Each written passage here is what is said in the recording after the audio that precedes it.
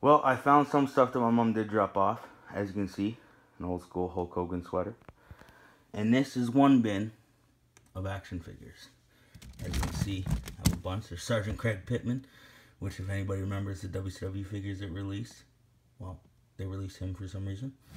We got it all mixed in. Some of the old LGN figures. Some of the Hasbro.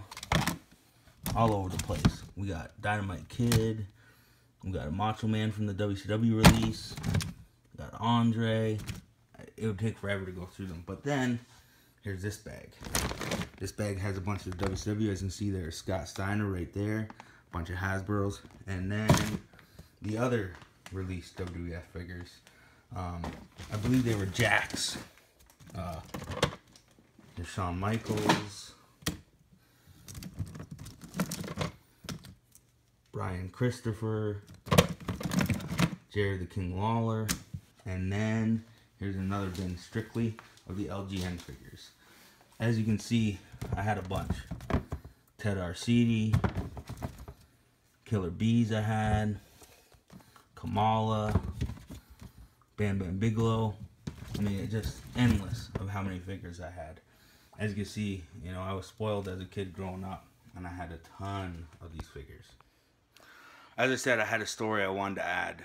When you're talking about your life, sometimes you forget little odds and ends, and you forget how valuable those moments were.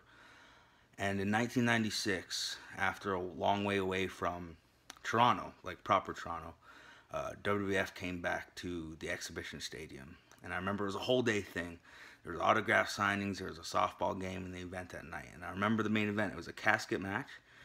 No, sorry. It was a ladder match between Shawn Michaels and Goldust. Shawn Michaels was the world champion at the time. And I remember the first autograph signing was 12. And I made my aunt get on the train at like 6 o'clock in the morning, the first train available, to go to the exhibition because I needed to meet Shawn Michaels. That was my hero at that time. I remember at WrestleMania 12, I was the only one in my household chanting for Shawn Michaels because everybody else was cheering for Bret Hart, of course. You know, we're in Canada. But Shawn Michaels was my guy. And I found this. I had two of them, and I had the hat. If anybody remembers the hat, had leopard print on the top. Zebra striped on the top. Was like those weird biker leather caps, and it said Shawn Michaels and I had the heart. And I had the heart-shaped sunglasses. And I remember waiting for, God, 4.5, 5 hours to meet Shawn Michaels. And I remember standing up in awe. I got to shake his hand. I have a picture somewhere of me all dressed up, which I will find, and shaking his hand and getting his autograph. And I remember that day looking ahead at him and saying that I would beat him for the world title one day. Unfortunately, he's retired and I won't be able to do that.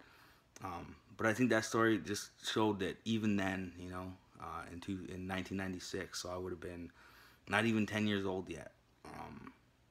That's all I wanted to be. You know, I wanted to be a pro wrestler. I wanted to beat Shawn Michaels.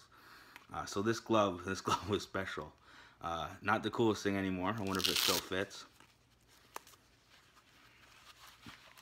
Oh, look at that. Kind of fits. So we have the Shawn Michaels. Oh, okay, not really fits.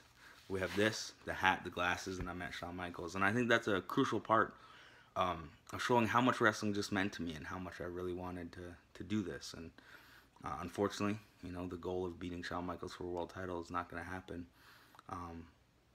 But we'll see what the future holds.